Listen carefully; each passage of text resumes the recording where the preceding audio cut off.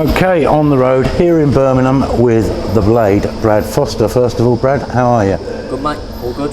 All good. Now, the first place, obviously, with you, is to look back, is to the night where you made that British title belt your own. Has it quite sunk in yet? It has sunk in, to be fair. That's why I came into boxing, was to win that British title outright. So it's kind of, now that I've won it outright, it's like, what do I do next? Yeah, it's a massive night for me. Massive night for my dad as well, because it was one of his goals as well. He wanted me to win that British title outright, and I managed to do so. He's got it in his cabinet and all that. He looks at it every night. When he's watching telly, it's on the bottom row. So yeah, probably won't sink in for a while, to be honest, because it is such a beautiful belt, and when I'm older, I've got something to show from me boxing. I've got that British title, because that's what I wanted. I wanted to take something away from my boxing career, and the British title's a great thing to achieve. It's such a beautiful belt. You don't want to give a belt like that back, do you? You want to keep it forever and show people and show it off. It's a great achievement for me to accomplish, and I'm very proud of that achievement. But I still think there's a lot more to come out of me, to be honest.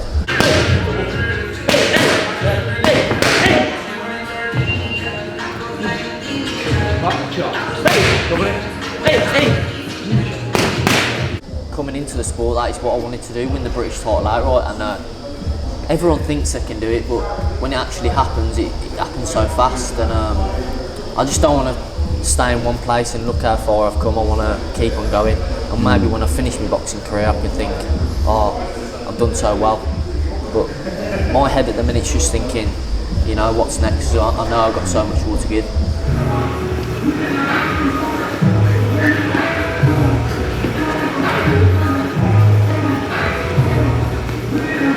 I remember when I first turned over, someone came to watch one of my fights, and they said to my manager, oh, I won't bother with him.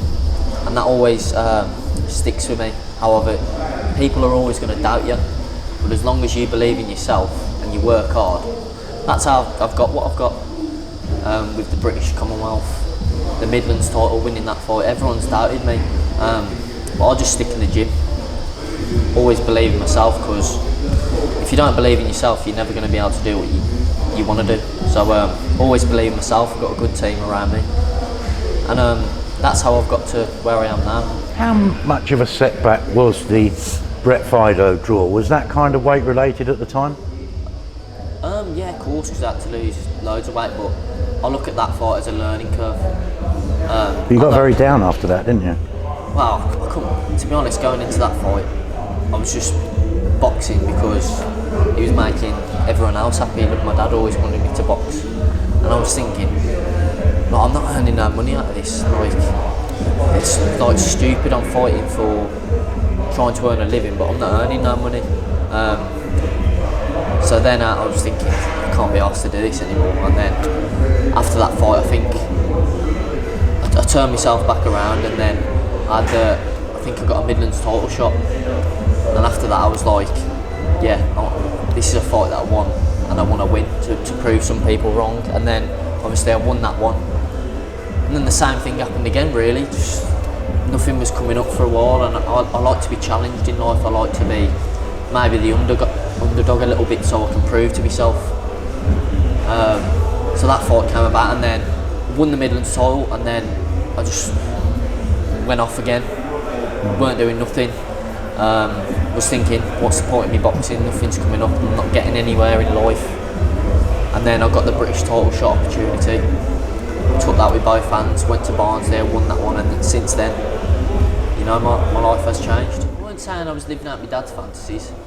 I always wanted to. My dad would want me to. He'd push me because he wants the best for me, and he knew I had a talent. Whereas I'm just thinking, oh, I'm not really getting anything out of this boxing game. What's the point of me doing it?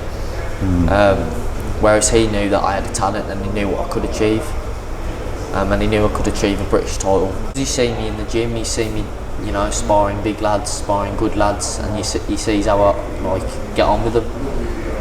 And to see me like thinking of packing boxing in because I'm not benefiting from it. It's hard for him to see. So I wouldn't say it was my dad's fancy. It's because he wants the best for me, and he never wanted me to jack boxing in, and it's paid off now. Kickboxing's a completely different ball game. I was younger when I was doing kickboxing, and boxing's more. It's real life, more real life. You know, kickboxing it don't matter. You know, it's more of like. You were still winning world titles. It's not a career, is it? Yeah, I'm still winning world titles, but it's not a career in kickboxing. Whereas boxing, it's a career. It's real life. It's real. You know what I mean? If you're not on the top of your game, you're going to get hurt. Now, you went down to see Frank 5 or 6 weeks ago. What was kind of outlined to you during that visit? He was saying I don't get the credit as what I should do, really, because I've gone under the radar with what I've achieved, with, you know, winning the British title outright and all that sort of stuff. So that's what he was saying. He was saying he's going to move me forward.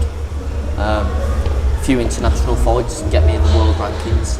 I just want to achieve my goals in the sport, and winning the British was one of the goals that I set coming into the sport. So, you know, I've done that, and I'm looking forward to what Frank has in store for me, and moving me forward on the hunt for a world title now.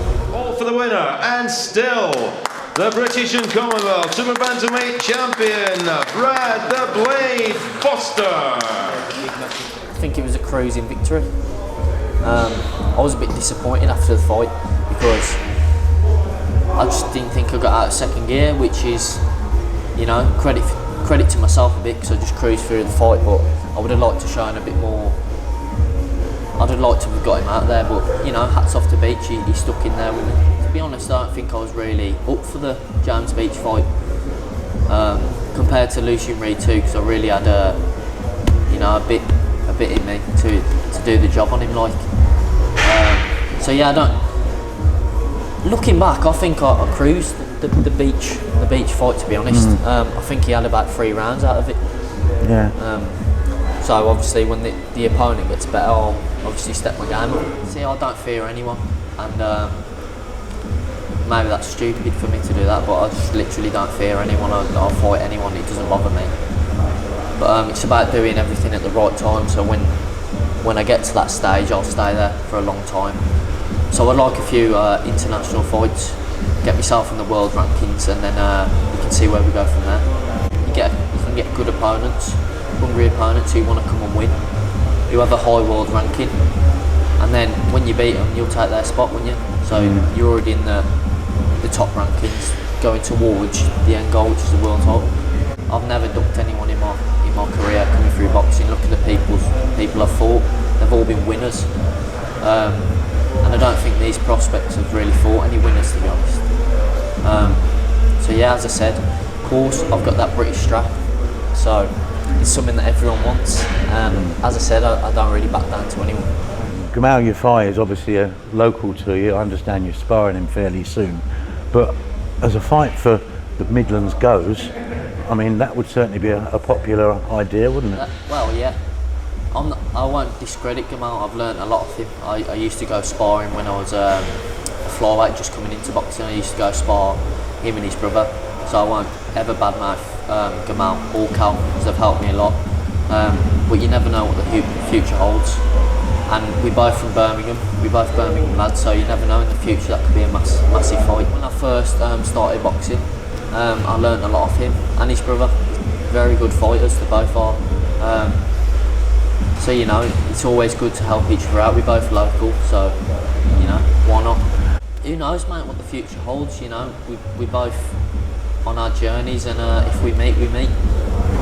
How's life changed for you now? Are you still doing your supermarket thing? Yeah, I've got a bit of time off now because I'm training for a fight. Life ain't changed a lot. I'm still doing the same thing, mate, to be honest. Doing my PTs, training people, helping other people achieve their goals, and yeah, just concentrating on my boxing myself. I wonder if people realise in Tesco's Lichfield, but you know, their tea bags and cans of baked beans have all been sort of set out during the night by the British and Commonwealth champion. I know, yeah. They must save them in a special cupboard, famous tea bags and all that, you know what I mean? Yeah. just one arm in it. I mean, you obviously had the key worker status during the lockdown, but I mean, is this something you see, you know, as a long-term thing, or is it a goal of yours to become a sort of fully funded professional? I don't really mind working, to be honest, mate. I think I'm not big-headed. I don't really think a lot of myself. I just crack on with my job. If I have to work, I work. You know what I mean? There's nothing wrong with me doing a few shifts a week. It's not going to harm me, is it?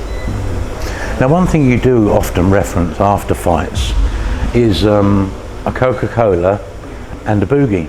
Yep. You're supposed to be a bit tasty on the old dance floor, is that correct? Yeah, I'm a young man, and I like going out for a little dance with my mates, you know, just to kill the time.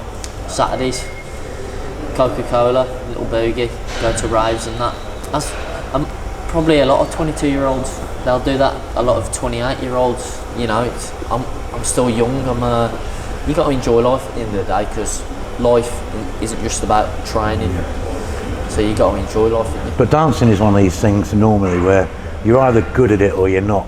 And if you're not, you're obviously quite self-conscious about it, and it's like, you know, an awful period of suffering while you're out on the dance floor. Or you're good at it, which you must be. Where did you? Is it something you picked up naturally? I'd like to think I've got a bit of a good rhythm. You should see me dance, mate. He's a good dancer. I'll show you after. Well, what we are going to see afterwards, when we film a little bit of you in the pads in the ring, we're going to get you to sort of throw a few moves. You need to get my dad on that. He loves the old body popping and all that game. What's your sort of, you know, your scene, your type of music? Everything really. I can get down to everything, anything, mate. You know, whatever the mood is, I'm there, giving it a little two-step. Obviously, it changes, doesn't it? You know all the 80s stuff and all that as well? Sort of? Yeah. As I said, I can get down to anything, mate. You know, whatever it may be. But if it was like your favourite night out and you're allowed to choose a sort of the type of music, what would it be? Well, I like a rave, so dance music, house music, techno, all that sort of stuff. That'd be the ideal night. Just good vibes, good people, mate. And those sort of things, you've got to be able to go for hours, haven't you? Well, yeah. I'm a fit human being, so it don't bother me. Brad, it's great to catch up, mate. Thank you very much, and we'll see you very soon.